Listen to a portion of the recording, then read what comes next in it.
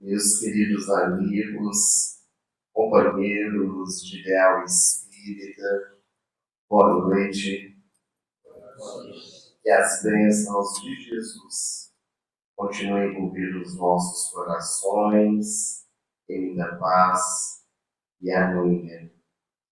É sempre uma alegria renovar o nosso coração, retornar à volta redonda, reencontrar os amigos, fortalecer elos, conhecer novas pessoas e trocar as nossas experiências em torno do Evangelho de Jesus, à luz dessa doutrina que nos orienta, que nos consola, que nos instrui.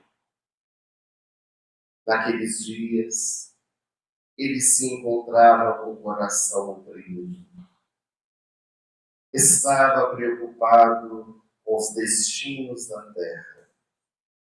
A humanidade terrestre estava perdida dentro de si mesma. A mensagem havia se afastado dos corações. O entendimento deturpado do Evangelho, as lutas fratricidas, as guerras em nome do príncipe da paz. E Jesus, o governador espiritual do nosso planeta, em visitas periódicas à Terra, observava estes progressos, estes acontecimentos que lhe marcavam profundamente o coração.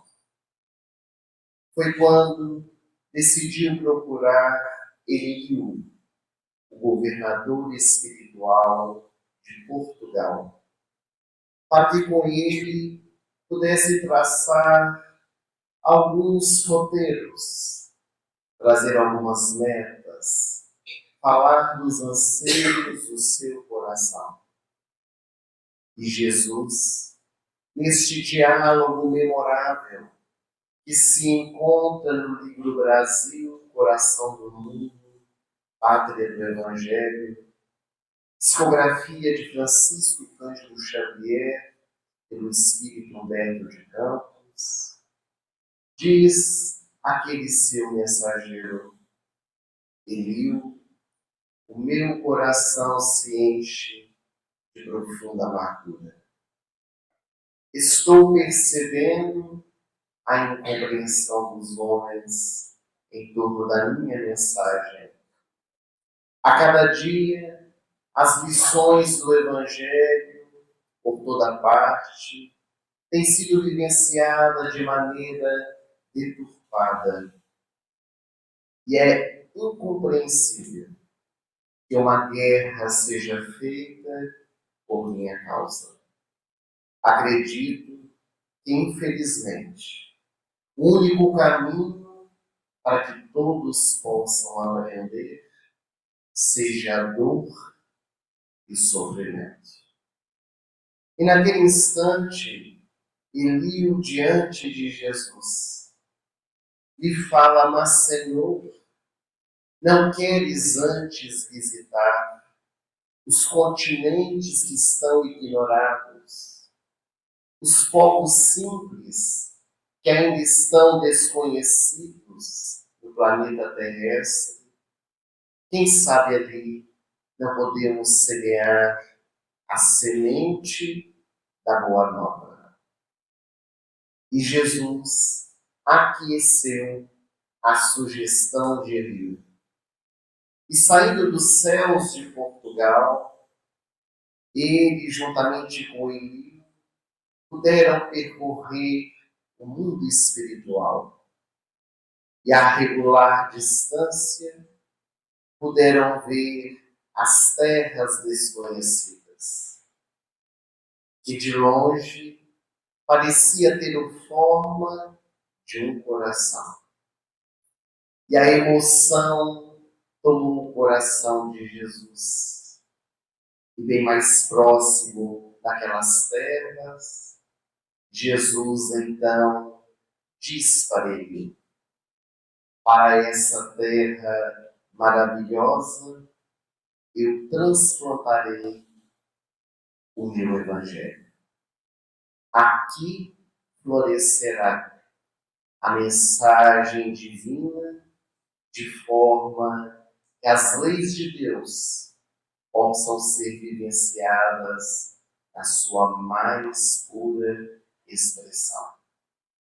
E Jesus abençoou aquelas terras, dando uma missão a Eliú. Tu retornarás à vida na terra. Nascerás no país do Ocidente, onde tu governas, para que possas ali engendrar todo um projeto para a descoberta dessas novas terras, a fim de que possamos, então, começar a trabalhar para a implantação da árvore do meu Evangelho neste lugar distante. Mais tarde, eu ordenarei que espíritos de grande envergadura possam reencarnar nas terras distantes e sofridas da África, para que ao lado do povo simples que aqui vive, possa se construir uma nação. Um pedestal formado de solidariedade, de um povo fraterno que aqui viverá. Aqui estarão, então, localizados o povo simples e humilde, mas também os sedentos de justiça. E trabalharemos para que a mensagem divina possa florescer e, quem sabe, um dia frutificar. Aqui ficará localizado o coração do mundo e a pátria do Evangelho. Depois deste encontro, não demorou muito para que Eliú pudesse reencarnar. E nas terras distantes de Portugal, ele nasce como Henrique de Sagres, grande trabalhador que fundou a Escola de Navegação, propiciando que através dos mares se pudesse descobrir outras terras. No ano de 1498, Vasco da Gama descobre as Américas. E no dia 7 de março de 1500, uma grande expedição sai de Portugal a caminho das Índias, sob a coordenação de Pedro Álvares Cabral, para que no dia 22 de abril de 1500 pudesse, então, as embarcações avistar as terras de Santa Cruz. Estava descoberto o Brasil. E neste dia glorioso, em que as embarcações chegam nas terras baianas, mais tarde conhecidas dessa forma, eis que no mundo espiritual uma festa se dá nos céus. A presença de Jesus, a presença de Henrique de Sagres, que já havia retornado à pátria espiritual, Eliú, o governador espiritual de Portugal, e diversas entidades luminosas que aqui se encontravam para abençoar aquele momento grandioso. Jesus trazia em suas mãos uma bandeira branca, empunhava aquele estandarte com muito carinho, caminhando por entre os espíritos que ali estavam presentes, ele direcionou o seu olhar para um deles, dizendo-lhe: Ismael, manda o meu coração que te entregue nas mãos estas terras agora descobertas, para que tu possas trabalhar para a implantação nela do meu Evangelho. E Jesus entrega nas mãos de Ismael aquele lábaro, aquele estandarte, e aquele pano branco começa a tomar formas em letras luminosas. E aparece então a encíclica Deus, Cristo, Caridade, que seriam as metas, os objetivos traçados para essa nova nação. Naquele instante, Ismael, tomado de profunda alegria, deixa aquela assembleia e vem visitar em espírito as terras que ele iria dirigir, ordenar, governar. E ele chega nas terras de Santa Cruz exatamente no momento em que as embarcações estão voltando para o alto mar, deixando ali duas pessoas, dois homens que haviam sido expurgados de Portugal por Dom Manuel I, um deles chamado Afonso Ribeiro. E Afonso Ribeiro, naquele instante, naquele exato momento que Ismael chega, ele está dentro de um barquinho em alto mar, clamando misericórdia, orando a Jesus, gritando pelas embarcações para que não pudesse deixá-lo ali, em meio aos índios, aquele povo que não tinha conhecimento de nada. E Afonso Ribeiro, com o coração marcado de dor, porque estava ali injustamente, ele pede a Jesus para que, se não fosse salvo pelas embarcações, que a sua vida pudesse ser ceifada, porque ele não queria viver. Mas naquele instante, Ismael, no seu primeiro feito pelas terras de Santa Cruz, envolve o coração de Afonso Ribeiro em profunda ternura. Ele sente uma vibração estranha que ele percorre todo o seu ser.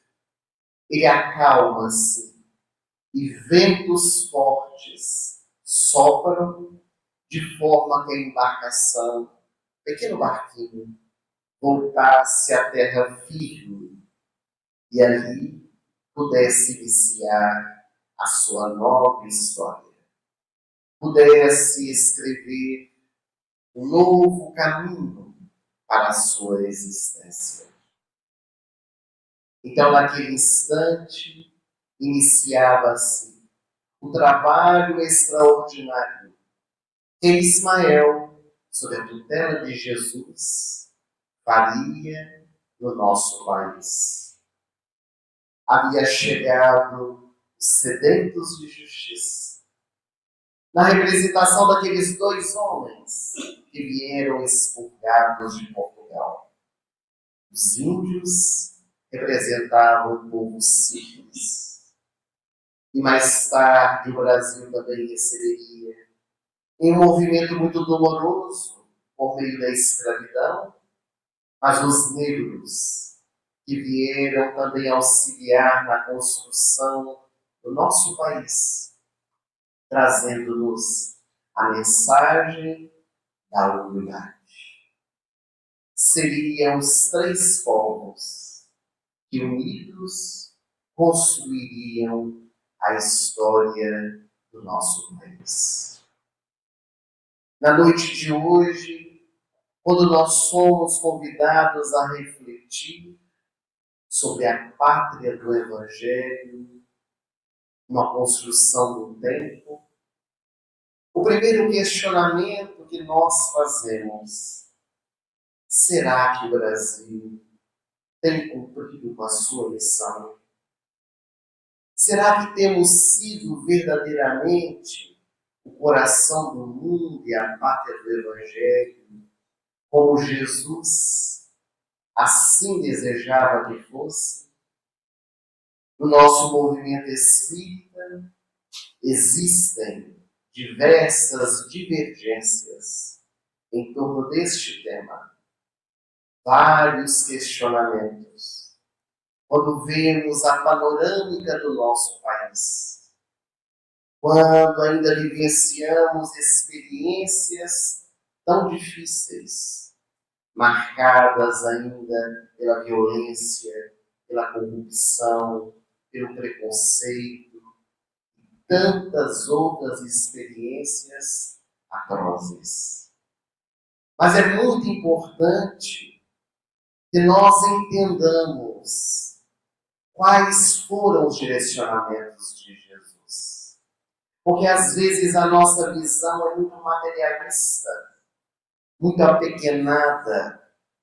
Nós entendemos o texto na sua literalidade, mas não conseguimos perceber a profundidade dos ensinamentos de Jesus.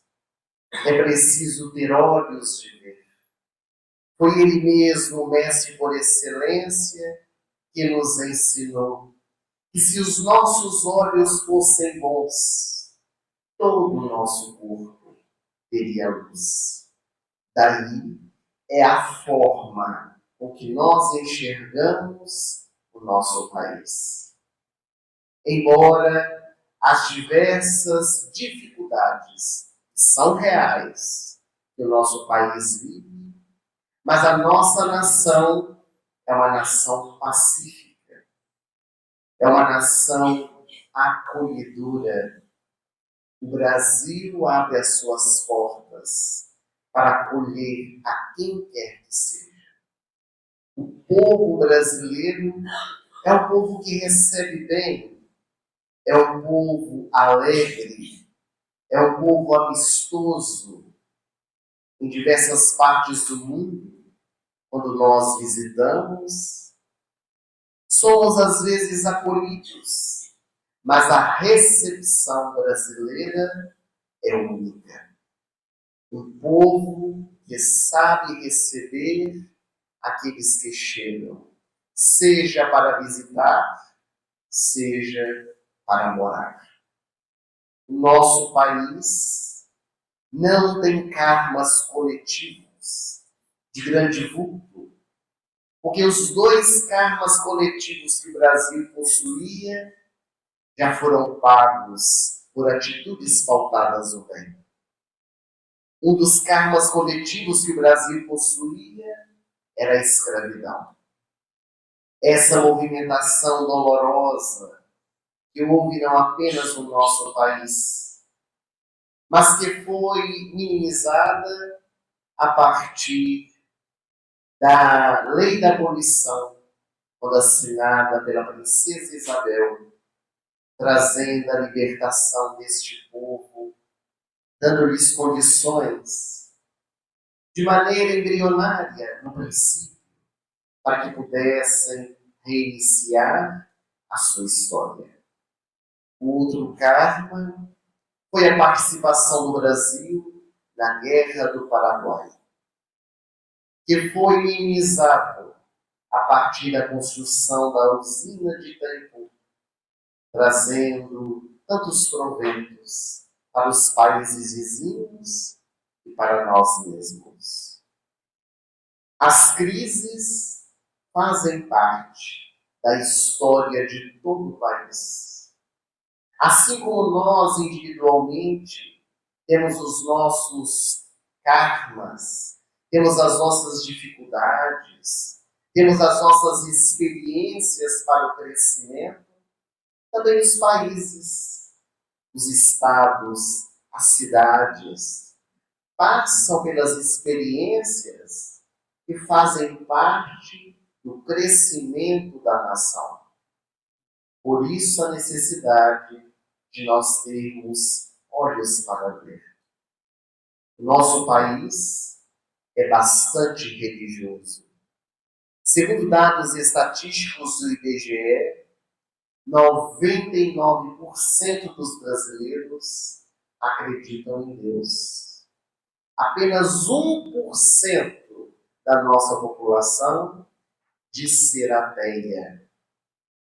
O movimento religioso no nosso país leva a mensagem do Evangelho aos corações, especialmente nas 3 maiores religiões cristãs: o catolicismo, o protestantismo e o espiritismo. No solo brasileiro, quantos trabalhadores da primeira e da última hora se levantaram para que a mensagem do Evangelho pudesse ser levada não apenas pelas palavras, mas principalmente pelas atitudes. No passado e no presente, espíritos missionários, como Irmã Dulce, Francisco Cândido Xavier, como tantos outros trabalhadores do anonimato, que nas nossas cidades têm realizado o trabalho e têm sido exemplo a tantos outros. Aqui no Brasil, tornou-se conhecido no seio católico Padre Zezinho, que com as suas centenas de canções cantou o Evangelho, marcando a nossa história, porque quem de nós nunca trauteou uma canção de Padre Zezinho? Amar como Jesus amou. São muitos os convidados, a barca e tantas outras. No seio do protestantismo, muitas igrejas conscientes têm libertado corações, tirado dos vícios, das drogas, da prostituição, acolhendo inclusive outras nações em sofrimento. Em Belo Horizonte, a Igreja Batista da Lagoinha, através do ministério Diante do Trono, coordenado por Ana Paula Valadão, tem realizado um trabalho na Índia, comprando meninas para retirá-las da prostituição, comprando dos seus próprios pais, para acolhê-las em suas instituições, para dar-lhes dignidade, transformando-as em mulheres de bem. E na doutrina espírita, quantos trabalhadores, quantos foram aqueles que se levantaram para demonstrar que é possível vivenciar a mensagem do Evangelho no nosso coração. O amorável Bezerra de Menezes, que a seu tempo, no Rio de Janeiro, realizou um trabalho extraordinário. Eurípides Barçanufo, nas terras mineiras, Caribachuvel, no solo paulista. Nas terras baianas, a figura ainda encarnada de Divaldo Franco. Chico Xavier, esse ser que foi o divisor de águas para o nosso movimento espírita e que marcou a história do nosso país por causa da sua vida pautada no bem. Mas, sobretudo, o Brasil tem sido a pátria do Evangelho, cumprindo com os desígnios de Jesus, porque tem acolhido espíritos de diversas nações. Na referida obra, Brasil, Coração do Mundo, Pátria do Evangelho, desde a formação desse povo que aqui viveria, Ismael foi nas zonas inferiores, onde se encontravam espíritos errantes dentro do movimento religioso, na Europa, em outras terras distantes, especialmente inquisidores, aqueles que haviam deturpado a mensagem do Evangelho e com o estandarte de Jesus em sua mão, acendeu luz nas trevas, convidando aqueles que desejassem para vir com ele, porque ele os acolheria no solo brasileiro. É por isso que nós muitas vezes não entendemos qual é o papel do nosso país. Porque nós esperamos que a pátria do Evangelho seja a pátria de bênçãos, de paz e de amor, onde não acontece nada que possa demover os corações à proposta de seguir a mensagem do Mestre. Mas aqui estão todos nós, errantes do passado, porque o nosso país é muito jovem. A maioria de nós que aqui estamos viemos de outras terras, espíritos errantes, que fomos acolhidos por Ismael nessas terras maravilhosas do Brasil, que precisamos valorizar. É certo que a pátria do Evangelho é uma construção do tempo. Porque como na parábola dos trabalhadores da última hora, os servidores chegam em diversas horas. Temos aqueles que são desde a primeira hora e outros que chegam no derradeiro momento, naquele momento de despedida, faltando uma hora para finalizar o seu périplo aqui na terra.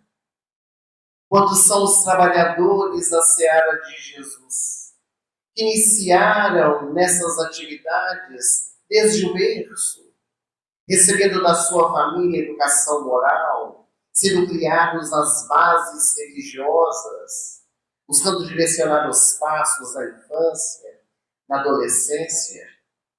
Mas quantos outros chegaram já no período da juventude? Quando os sonhos e os ideais nos levaram a caminhos infelizes, e nós então buscamos respostas, direcionamentos, encontrando nessa ou naquela religião o roteiro de luz. Outros chegamos já na fase adulta, dos conflitos, das dificuldades, das viciações, dos movimentos difíceis da nossa alma, e alguns outros já na senectude, na idade avançada, despertam para a realidade espiritual e buscam respostas. Mas não importa a hora que chegamos, o importante é o trabalho que realizamos na união dos nossos corações, para que os objetivos de Jesus possam se fortalecer em nosso país. Sabemos que nos velhos continentes, especialmente na Europa, há uma grande dificuldade do povo relacionar-se com a religião. Porque a história da religião naqueles países são histórias de dor, de sofrimento. Muitos estão brigados com Deus. E foi nestes países, na velha Europa, que muitos brasileiros, retornando às suas origens, puderam fundar instituições, especialmente espíritas, para que o Evangelho de Jesus pudesse ser levado de volta. A grande maioria das casas espíritas que temos fora do Brasil, nos diversos países do mundo, na quase totalidade, podemos dizer em torno de 90%, são fundados por brasileiros, por pessoas que ali moram e que realiza um trabalho de divulgação, conforme a proposta de Jesus, do ide e pregai. Levai a minha mensagem a todos os povos, e onde se fizer necessário. Mas como a pátria do Evangelho é uma construção do tempo, isso nos fez recordar uma velha história. Conta-se que em um lugar muito distante havia uma ilha onde viviam muitos sentimentos e emoções. Todos aqueles sentimentos e emoções viviam na ilha circundada pelo oceano. E chegou para eles uma grave notícia: que a ilha seria submersa. Ali morava o amor, a tristeza, o egoísmo, o orgulho, a vaidade, a alegria.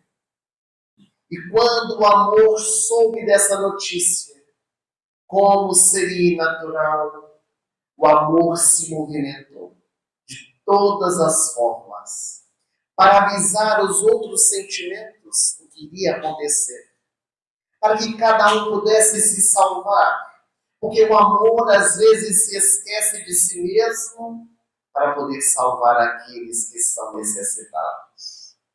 E rapidamente, os sentimentos e emoções foram preparados seus barcos para poderem sobreviver. E conforme a previsão, as terras da ilha foram serem cobertas pelas águas. O amor preocupado em salvar a todos. E quando assustou-se, o amor estava em alto mar. Não tinha um barco que pudesse lhe salvar. As águas levavam o amor para cá e para lá.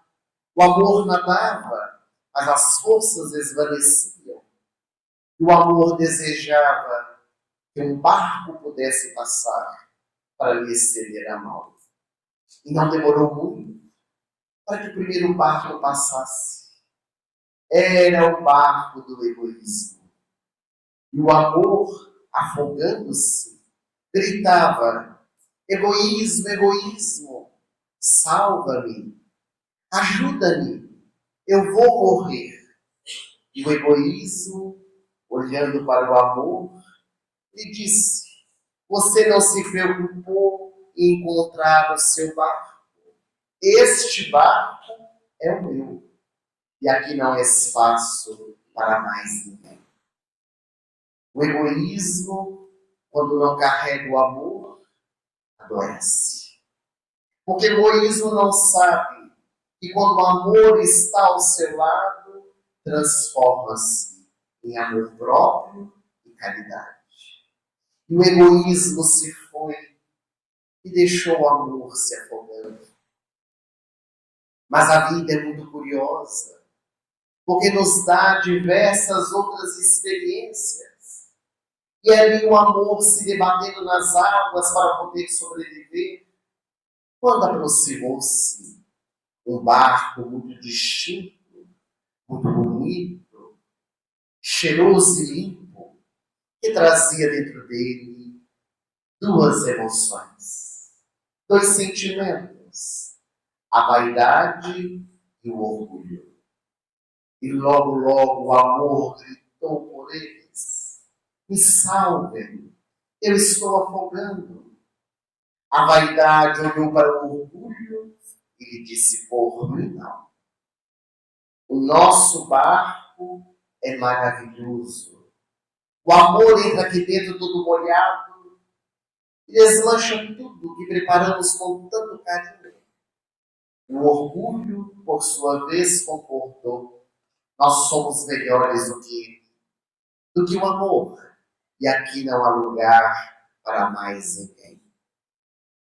É porque a vaidade e o orgulho não sabem que quando o amor está presente, elas se transformam em autoestima, em humildade, descobrindo os valores da alma.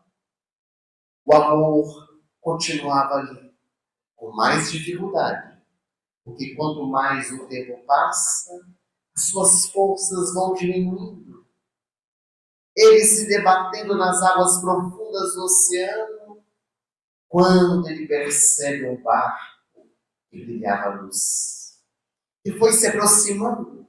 O amor ficou entusiasmado, porque ali havia o seu auxílio. E quando ele percebeu, era o barco da riqueza. O barco coberto de ouro e de pedras preciosas, de valores monetários, porque afinal de contas a riqueza não podia deixar para trás os recursos que possuía. O amor começou a gritar pela riqueza, pedindo que pudesse lhe salvar. E a riqueza lhe disse: meu barco está muito cheio, aqui não há espaço para mais ninguém. Porque a riqueza não sabe que sem o amor ela não é próspera. E sem o amor ela se fecha dentro de si mesma. Mas quando ao seu lado existe o amor, ela prospera, ela auxilia, ela ajuda muitos corações e continua cada vez mais multiplicando-se. O amor está quase desistindo, porque já não tem mais forças ali dentro do oceano. Quando o amor começa a escutar um murmúrio, alguém que parecia chorar, e quando o amor olhou, era tristeza. O amor encheu-se de esperança, porque a tristeza sofre. A tristeza sabia o que ele estava passando e com certeza lhe estenderia a mão para poder ajudar. Tristeza, tristeza, me salve, porque estou me afogando. E a tristeza, com lágrimas nos olhos, disse para o amor: eu estou tão triste, mas tão triste, que preciso ficar sozinha. Aqui não há espaço para você estar. A tristeza não sabe que quando o amor está ao seu lado, a sua vida se preenche, dando um sentido para a sua jornada. O amor estava agora realmente afundando nas águas. Quando a esperança retorna, porque ele começa a escutar um barulho diferente, ensurdecedor, que se aproximava. Era um barco muito enfeitado, muito colorido. Era alegria que se aproximava. E o amor gritava: alegria, alegria, alegria. Mas a alegria estava tão entusiasmada que não viu o amor se afogando. Porque a alegria do mundo é alegria barulhenta, é alegria fugaz e passageira. Porque a alegria não sabe que quando o amor está ao lado, se transforma em felicidade. A felicidade real que todos nós buscamos. Agora, realmente o amor não suportava mais. Começou a afundar, quando de repente ele viu uma mão de estendendo. Ele puxou para dentro do barco. O amor estava tão cansado que adormeceu profundamente. Quando acordou, o barquinho que ele salvara já estava às margens de terra firme. O amor abriu os olhos e viu um ser à sua frente. Ser idoso, que ele não soube compreender quem era. Também não teve tempo para perguntar. Porque logo, aquele senhor com braços fortes pegou o amor nos seus braços, colocou em terra firme e partiu. O amor acordou, olhou à volta, havia uma montanha onde morava a sabedoria. E ele desejou visitar a sabedoria. Subiu a grande montanha E ao encontrar uma sabedoria, narrou a sua experiência difícil. Quantos lhe renegaram a vaidade, o egoísmo, a alegria, a tristeza, a riqueza. E naquele momento em que o amor lavava a sua alma, curioso o amor perguntou: quem havia lhe salvo das águas profundas? Então a sabedoria, com um sorriso nos lábios, lhe disse o tempo. O tempo lhe salvou das águas profundas. Mas o amor não soube compreender. Porque foi o tempo quem me salvou. E a sabedoria então lhe disse que só o tempo é capaz de entender, compreender e salvar o grande amor. É o tempo que nos auxilia a compreender as verdades da vida. Às vezes, de maneira dolorosa. Às vezes, passa-se muito tempo para que nós possamos acordar para as verdades da vida, trabalharmos a nossa intimidade, refazer a nossa história, corrigir os nossos erros e despertar no nosso coração as qualidades e virtudes. Emmanuel, pela mediunidade consoladora de Chico Xavier, no livro Pensamento e Vida, vai nos dizer que para se obter êxito em qualquer tarefa, na implantação de qualquer trabalho, é imprescindível que nós possamos cooperar. É necessário que haja a união de qualidades superiores para conseguirmos atingir os nossos objetivos. Não basta apenas a nomeação de cargos, porque quem tem cargos precisa vivenciar os encargos. Que não basta apenas ter conhecimento, porque quem tem conhecimento precisa viver aquilo que conhece. E Emmanuel nos diz que em nossas relações familiares, profissionais, religiosas, é imprescindível cada um de nós fazermos a nossa parte. Porque modificando a nossa intimidade, nós alteramos ao nosso derredor. Enquanto nós não entendermos que somos uma sociedade, que somos interdependentes, nenhum de nós é capaz de viver sozinho. Todos precisamos, em algum momento da nossa vida, de alguém, porque não sabemos fazer tudo. E essa interdependência é que movimenta a vida, que constrói a história do mundo, onde cada um realizando aquilo que é chamado, com responsabilidade, disciplina, consciência, contribui para o crescimento, para a evolução. Toda e qualquer atividade é uma união de pessoas para atingir objetivos.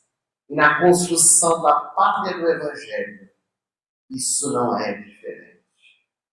Emmanuel, nessa mensagem, nos diz que uma fábrica que produz o agasalho comum é a união de diversos trabalhadores, desde aquele que faz o fio, até a máquina que vai ser operada por um trabalhador na costura, o técnico que vai vigiar e controlar a produção, aquele que é o diretor da fábrica, que manuseará aqueles produtos para serem vendidos, guardados, divulgados, o movimento das lojas que vão oferecer às pessoas que desejam comprar, aqueles que vão chegar o consumidor final adquirindo o produto.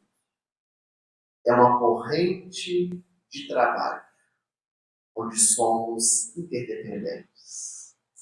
O médico que salva vidas não consegue realizar o seu trabalho sozinho. Precisa do laboratório para fazer exames. Precisa do anestesista. Precisa dos enfermeiros. Precisa até do faxineiro que entra dentro da sala cirúrgica para fazer a asepsia do local, a fim de que não haja contaminação. E, sobretudo, precisa do paciente que vai aquecer o procedimento para que possa ser curado. Esse senso de cooperação na construção de um mundo melhor nos fortalece, nos faz compreender a vida como ela é. Porque enquanto formos intransigentes, enquanto o poder e a riqueza falar mais alto dentro dos nossos corações, enquanto estivermos dentro do nosso barco, egoístas, orgulhosos, vaidosos, ricos, tristes ou alegres efusivamente, nós não vamos perceber a necessidade de salvar o amor, de retirá-lo das águas profundas, onde ele se encontra afogado, porque o amor muitas vezes está esquecido nos nossos corações. Vivenciamos o amor deturpado, o amor ciúme, o amor de posse, o amor de troca, mas o amor decantado por Jesus ainda está distante dos nossos corações, embora possa ser vivido por cada um de nós.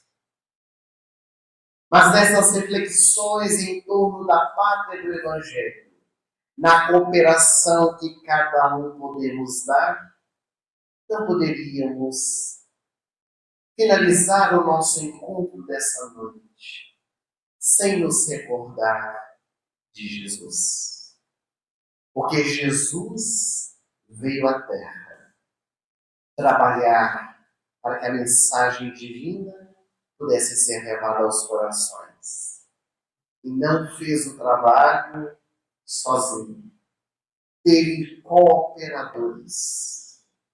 Teve aqueles que engrossaram as fileiras ao seu lado, especialmente os 12 apóstolos, as testemunhas oculares da sua mensagem, que depois da sua morte levaram o Evangelho onde nunca antes havia se falado a respeito do meio rabi. Jesus demonstrou durante a sua existência aqui na Terra que, embora a nossa evolução seja feita sozinha, mas nenhum de nós caminhamos sozinhos. A libertação, a iluminação interior, as conquistas são individuais. Mas a jornada é ao lado das pessoas. Há um ditado africano que diz: se quiser chegar rápido, vá sozinho. Mas se quiser ir mais longe, vá acompanhando. Porque quando nós estamos juntos, nós chegamos mais longe. E há uma passagem do Evangelho que toca profundamente o nosso coração. Que é o instante em que Jesus encontra-se nas terras distantes de Israel. Porque o Mestre, ele foi para além dos limites. Ele visitou as terras pagãs. Ele esteve em meio ao povo que era vilipendiado e perseguido pelos judeus. Foi a Tiro, foi a Sidom, atravessou as terras da Decápole, que eram as terras gregas. Jesus foi para locais muito distantes.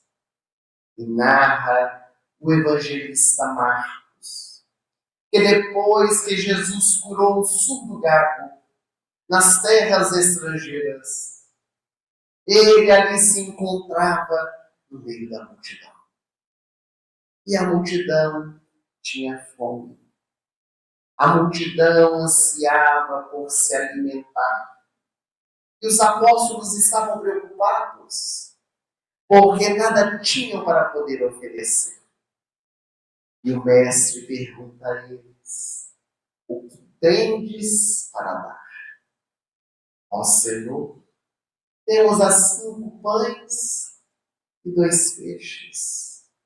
Colocai-os nos cestos e distribua para a multidão. E Jesus multiplica os pães e os peixes, saciando a fome da multidão. Terá sido um milagre? Terá sido realmente um acontecimento real? Ou uma passagem simbólica, nos falando do alimento espiritual que Jesus nos traz, que sacia a nossa fome para sempre? A movimentação que Jesus realiza com aquilo que nós oferecemos. Que tendes? Que nós temos para oferecer nas terras do Brasil? O que temos oferecido para a nossa cidade, para o nosso estado, para o nosso país? Terá sido vibrações negativas, direcionando aos nossos governantes? Será pensamentos que falam das dificuldades e sofrimentos estampadas nas ruas de nossa cidade, com a violência, a fome? Qual é a contribuição? O que nós temos feito de especial? Nessa noite, sendo convidados a refletir sobre a pátria do Evangelho, uma construção do tempo, que nós possamos agir antes que o tempo chegue, porque eles estão chegados. Os tempos estão batendo a nossa porta. É a hora e o momento de fazermos a diferença.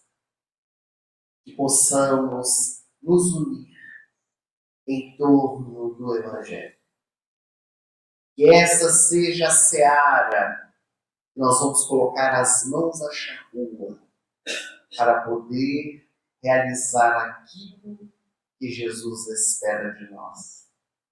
O testemunho por meio da nossa transformação moral. Nós queríamos agradecer o carinho, a presença de todos vocês. A nossa gratidão. Espero que em breve possa retornar à Volta Redonda. Uma boa noite, um bom final de semana. Até breve. Obrigado.